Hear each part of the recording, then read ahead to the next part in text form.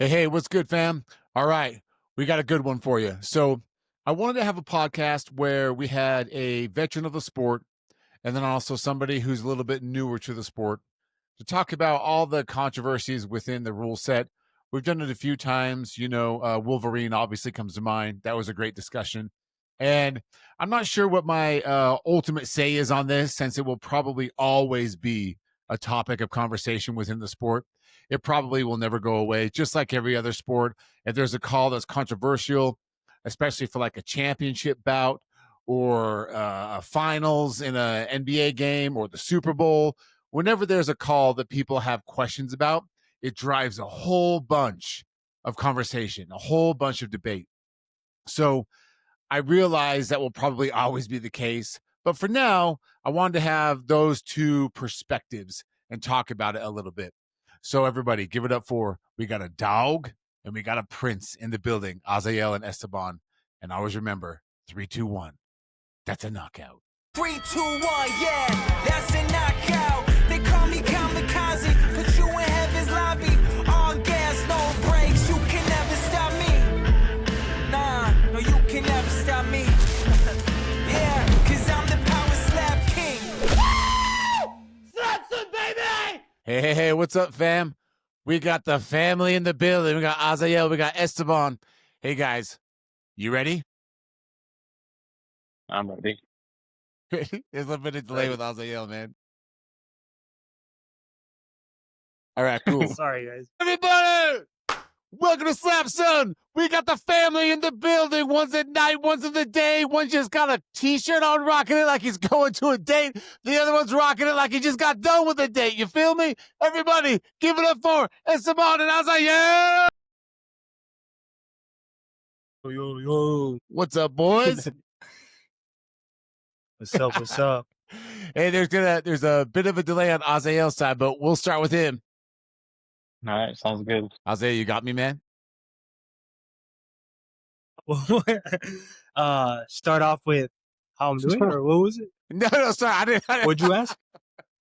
I didn't know if you could hear me, dog. I didn't know if you could hear me, dog. Oh, I can hear you. I can hear you. I was just waiting. Yeah, I'm ready, man. Everything Okay. seems pretty I clear just saw on my your part. face staring at the camera, and I was like, "What the fuck?" Yeah, I can hear you, okay.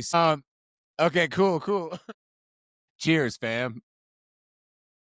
Cheers. So you came off of I would say a controversial / tough loss, right? So, and I haven't spoken with you since. We had some DMs a little bit here and there, but I wanted to have you on because now that the dust has settled a little bit, do you still feel like there's something there to have a rematch with Provost, or is it just something you want to move on from? I want to have that rematch just because it was such a controversial loss. Not just with the judging, the scoring, but also just in general. I feel like each round there was fouls that weren't called. The judges had like a terrible scoring on their cards. I still feel like regardless if they didn't call the fouls, I still did enough to do my thing to get that W. I think it was round 2 where I put Provost on his ass, and then I still lost 8-10.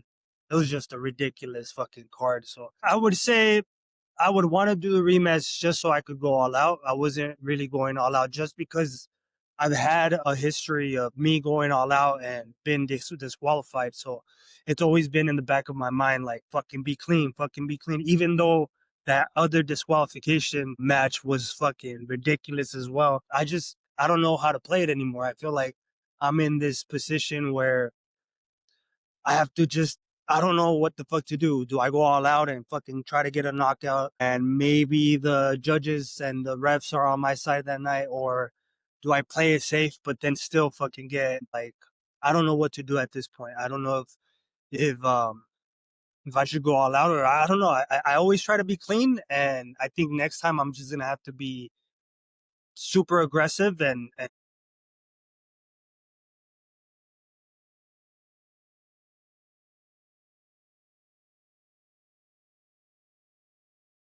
No, that's real, man. I think a lot of people feel the same way for whatever reason, especially, leading up to your championship bout and then the one you just had. There's always these nuances, and it seems to come down to those scorecards. So I hear you. So there's part of you that thinks, all right, fuck it. I'll just go all out, be as aggressive as I can, and leave it in the hands of the judges. And there's another part of you that's like, well, now what do we do? Because if I'm not getting the attention I think I should be getting leading up to my next match, do I just sit and back for a little bit and see what they do, or do I want to get right back out there? Yeah, I feel that, man. I feel that. To be honest, in this moment right now, I feel like your next one, you just be aggressive as you can and leave it in the hands of the judges, man. That's kind of how I feel right now. Take a look. I mean, you're a vet If of the you could sport. You rewatch know the that, tricks. You know what I mean?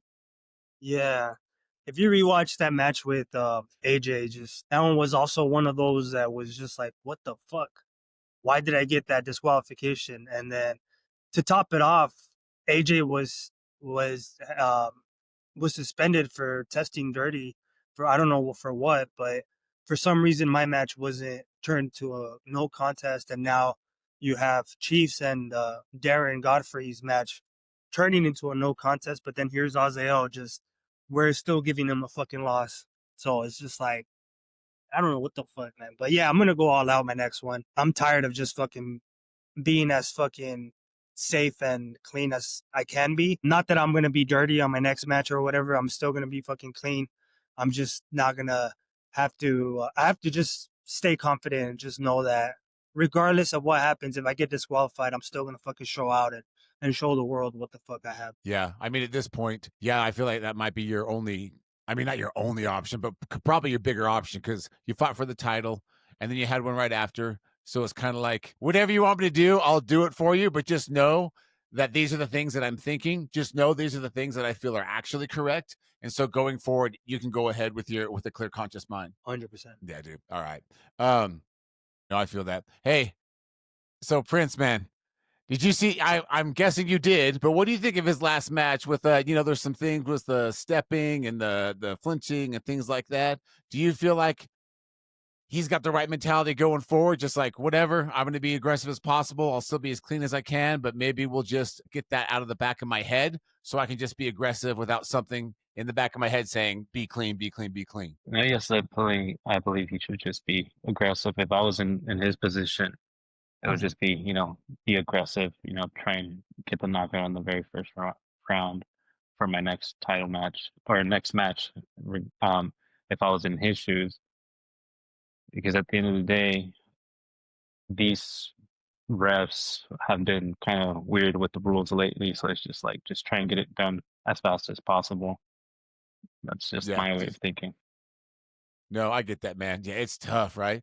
Well, dude, it's been a minute since we've seen you up there. 26 is around the corner. Do you have any ambitions or hear any rumblings that you might be coming up on a card in January? No, can't really say much, but nothing so far yet that I've heard. I think everybody's been silent. I don't think anybody's has been in contact with anybody. But I mean, I've been waiting. I've been on the sidelines to be put for another event, for another match. I was actually just yesterday, as I was at work. I was from powerslap 13. I was like writing down everybody who has already been called up for their second match, and almost everybody except for 3 people got called up for their second match. And I'm one of those 3 people that has not been called up, even though I won my match. I haven't been called up for a second match, which is kind of crazy because I'm like, well, I won the match, but then like, you know, the opponent that I faced that day lost against me, but he called up for a second match, and then other people that lost also at that same event um, also got called up for a second match. I'm like, why again? Why not me? Yeah, yeah. And does it make it hard to, because I mean, both of you guys can relate to this. As fighters, making weight, doing all that, it's just part of the job, right? And sure, there's times where circumstances occur that maybe it's out of your control or something's going on to where you don't make that weight. But Prince, man, when you saw that happen, was part of you like, oh man, that should have been me up on that scale. That should have been me going for that match. Oh, no, yes, definitely. Because I mean, I've been wanting to get back up there on stage and perform again. If it was, I know that now the rankings got, you know, shaken up, and then I got somehow removed from the rankings. But on the website, I'm still tied in number 10, but I'm not on the official rankings, what they call it official. But yes, I'm just like, man, that should have been me instead of these other newcomers or my opponent that I have beat that got his second attempt for a match, and then he ended up losing. I was like, that should have been me up there, you know.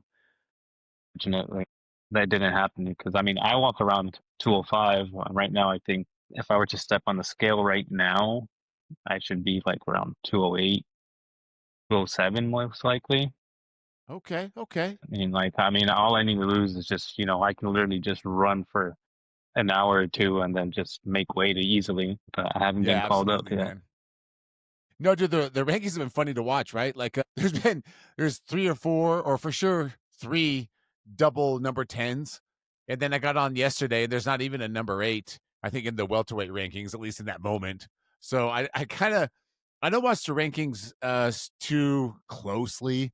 I watch them weekly, you know, because they're so I mean, dude, I could get up on, at the podium right now, knock a guy out. I might be in the top 10. Like, it just kind of feels like the Wild West a little bit with the rankings, but they are a necessary evil, right? Like that's how stakes are made. That's how people get emotionally involved, and then at the end of the day, it's also just fun to see where you're at, where your boys are at, things like that. Uh, I did want to ask you guys this. So there's always controversy about stepping, flinching. Now we've got this whole is it flinching or clinching thing, and we don't need to harp on it too much because it's been talked about a lot. And frankly, guys, we may never not talk about controversial decisions and stepping and things like that. But the state that it's at now, do either of you think it has come a long way and we are getting better? Or do you think it's just how it's always been kind of the Wild West, like it was in the beginning, or maybe in some of these Middle East cards?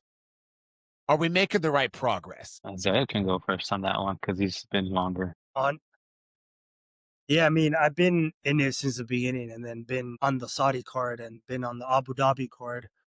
So from my experience of like being out there compared to where I was in the beginning, I feel like in some way they have gotten a little bit better where they'll call it out right then and there if someone's shoulders are a little bit high.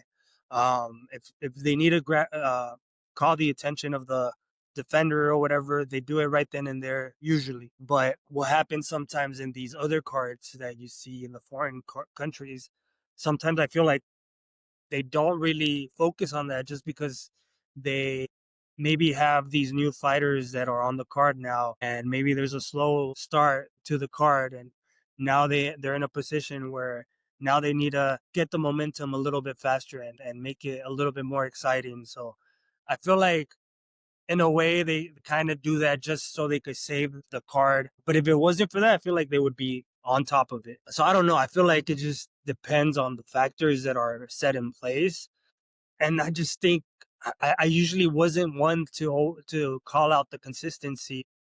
uh I've seen it so much in these last few cards where the consistency is horrible, where they'll call it to one person and then another person will be on stage for the next match or the next card or whatever, and they won't say anything. They won't call a foul, they won't call a flinch or anything. So it's just like be consistent because it does at the end of the day the spectators see that. If you see all the comments, the fans see it, we see it as strikers. So it kind of just you're somewhere where you're just like, what the hell? Like you're upset because you were called on it, someone else wasn't called on it. So you're kind of just in this limbo where you just don't know what to do. So I feel like I don't know. I just feel like honestly they haven't gone better. I'm not gonna beat around the bush. Yeah, man. I'm talking to I think he's one of the catchers. It's Joe Sullivan on Tuesday. And I'm hoping to get a different perspective, right? Because I've watched, I've listened, I've talked to so many different people about it. And it's almost like the consistency, whether it's, way off or we feel like it's dialed in. I think that's where I would agree with you. Whether the call is wrong or the call is right, as long as that call is always consistent with whatever it is, okay, well, at least now we've got some protocol and we can build upon that. You know what I mean?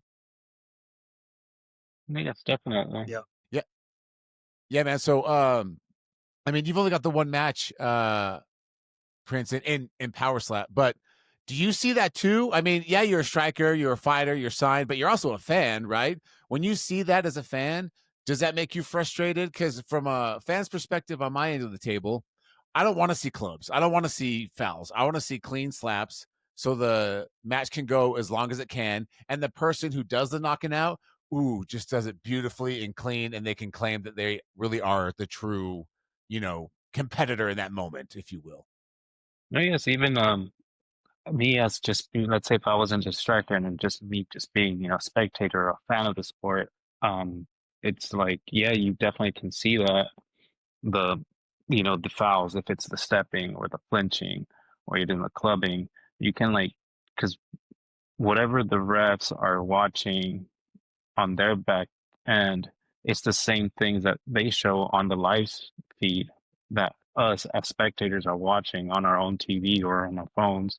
So it's like, what is it that we can catch it on our phone or on our TV that somehow that the judges are not like calling it? Like, if I can just sit on my phone and watch, Azael's last match or anybody else's last match from these past three cards, he can see it on the phone, but then it's like we're watching the same thing that the refs are watching. So why is it that we are making better calls than them? But that's just me as a spectator. But no, I mean, I do agree with Azel saying these last few cards have gone a little bit inconsistent with the calls. Even still, as a spectator myself. Yeah. Yeah. Is there a positive twist to all this though, you guys? Like the fact that people are talking about the sport, the fact that fans are in the comments on YouTube and they're in the comments on TikTok and Instagram saying, "Hey, what about this? What about that?" Doesn't that show the people it sounds funny to us cuz we're so in it, but on the positive side, doesn't it show a good thing cuz people are caring about the sport. They are paying attention and they know the rules and, etc. Yes, of Definitely, course, I because think. then Oh, that sorry. lets us know that there are other people just as invested as us, even though that we're strikers, that there are other people, around the world that are just, that are super involved with the sport, just as you mentioned, that they know the rules and they can see this, the the fouls as they are happening live. Yeah, Azael, do you think I just that wanted to shows a add. positive aspect as well? Yeah, yeah, for sure. Can you guys hear me? I don't know if I'm like, Yeah, yeah, you get, you you get. guys can hear me. Oh, okay, okay. Yeah, Yeah, yeah. definitely. I think that speaks a lot to where the fans are at this point with the sport, and it continues to grow. Every time I'm watching a live card on YouTube, I'm always looking at the comments. I'm always looking at the numbers, how many people are watching. So definitely, but then there's also that other side of when there's people that don't know the sport, when there's people that are hating on the sport, and then they just happen to stumble upon these clips of knockouts or matches or whatever it is that they see on social media, but then they see an open-handed punch or they see the stepping, and it's just like you could also tell that side where they don't seem like they want to be invested because they see that it's not a slap. They see that some of these strikers are hitting with a big ass palm or they're stepping, and that's just kind of like takes away from the attention of the potential spectators and fans that could come to the sport. So I feel like there's a lot of positivity with it, with there being fans invested, but then there's also a negative side where it's pushing away. It could potentially be pushing away some people that just don't want to watch the sport. So I just feel like just getting it better at it and just being consistent, I feel like it just could definitely move the sport in the right direction, not just for us fighters, but for the fans too. Yeah, I agree, man. I think although the highlight reels, as you're scrolling, doom scrolling on Instagram or TikTok, right? Those are the things that catch your eye. But as the sport grows and it becomes more cemented as a sport, right? Not just this show, this sideshow type thing on social media, 100%. That's what people are going to want to see. They want to see the back and forth. They want to see who's going to be the best. They want to see who's the cleanest because that shows a skill set. Because when someone, like I said, if there's a back and forth, it just builds, right? And someone's gonna get knocked out. And actually, and you guys can back me up on this. I was talking to my boy Henry a few podcasts ago, and we both agree that ironically, the best way to knock someone out is a clean slap. It isn't a club, it isn't a foul. And that'll make the sport just be so much more intense as the matches go on, and also so much more exciting because when it does happen, it's just clean as can be. No, yes, definitely Exactly. agree with you, and not just myself. I mean, I'm pretty sure other strikers have spoken about it just being being clean, and even if it's for the next couple events where it's like nothing but just cleanness of calling each single foul, calling if it's stepping, clubbing, or clinching, and then once that knockout comes out, and then maybe 4 cards down the line, it's going to be a really clean knockout where it's just going to be like, wow, how did that even happen? Yeah, man, exactly. Well, you guys, I feel like the natural question with, we're not so close to the end of the year, but I don't know if there's going to be another card. There was one rumored in December. I don't think that's going to happen. So now they're talking about LA or Vegas in January.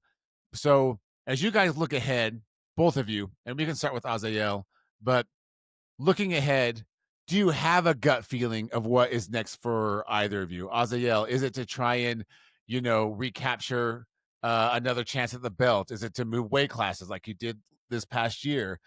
Prince, is it to prove you're a top 10 guy and get a crack off at a guy who's, 7 or 8 ranked? Like what does your gut tell you for your next step with goals in your careers? So for me, I think because I'm already cemented into the 170 division right now, is just, I mean, finally let's get a W in this division.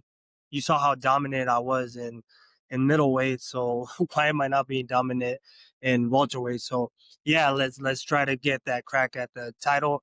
Let's try to continue to go up against everyone in the top 10, whoever it is. I think everyone in the top 10 are a bunch of dogs, so it doesn't matter who it is.